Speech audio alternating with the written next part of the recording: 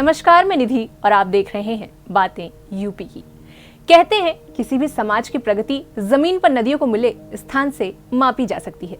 यही कारण है कि भारतीय इतिहास में नदियों का आर्थिक, सामाजिक और धार्मिक रूप से काफी महत्व रहा है।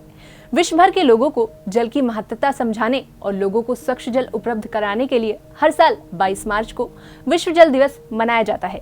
ऐसे में आज हम इस वीडियो में जानेंगे कि विश्व जल दिवस की शुरुआत कब से हुई थी, इसे क्यों मनाया जाता है, हर साल की तरह इस साल के विश्व जल दिवस की थीम क्या है। साथ ही बताएंगे आपको एक ऐसी नदी के बारे में जो बढ़ते प्रदूषण के साथ लगातार अपना अस्तित्व खोती हुई नजर आ रही है।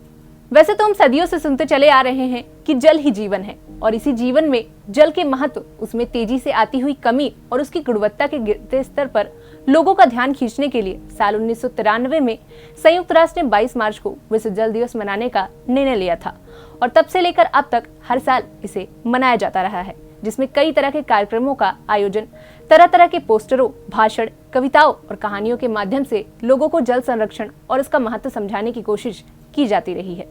विश्व जल दिवस को हर साल एक थीम के साथ मनाया जाता है। इस साल की थीम है ground water making the invisible visible, यानी कि भूजल अदृश्य को दृश्यमान बनाना, जिसे IGRAC यानी कि international ground water assessment centre द्वारा प्रस्तावित किया गया है। बात पानी की हो रही है तो बता दें, यूं तो हमारी यूपी से होकर बहने वाली गंगा, यमुना, घाघरा और सरयू को मिलाकर छोटी बड़ी सभी नदियों की संख्या लगभग 31 है, पर मध्य प्रदेश के सतना से निकलकर उत्तर प्रदेश के कार्वी में यमुना नदी में मिल जाने वाली मंदाकिनी नदी का अपना एक विशेष महत्व है। इसी नदी के किनारे भगवान राम ने वनवास के समय सबसे ज्यादा समय बिताया और इसी नदी की जल से बनी बूंदों से तुलसीदास जी ने रामचरितमानस लिखी और वही नदी आज अपने अस्तित्व के लिए लड़ती हुई नजर आ रही है। लाखों लोगों की प्यास बुझाने वाली मंदाकिनी नदी खुद प्रदूषण में सिसक रही है।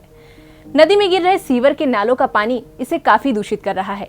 चित्रकूट के पन्नालाल घाट, राजा साहब घाट, पुल घाट और सुंदर घाट में प्लास्टिक, कचरा और घासों का जबरदस्त अंबार लगा दिखाई देता है। पानी दूषित होने से लोगों के बीच जल संकट गहराता जा रहा है। ऐसे में अगर समय रहते हुए मंदाकिनी की अविरलता और निर्मलता के लिए जल्दी कोई पहल नहीं की गई तो निश्चित रूप से मंदाकिनी सिर्फ इतिहास के पन्नों में ही नजर आ सकेगी।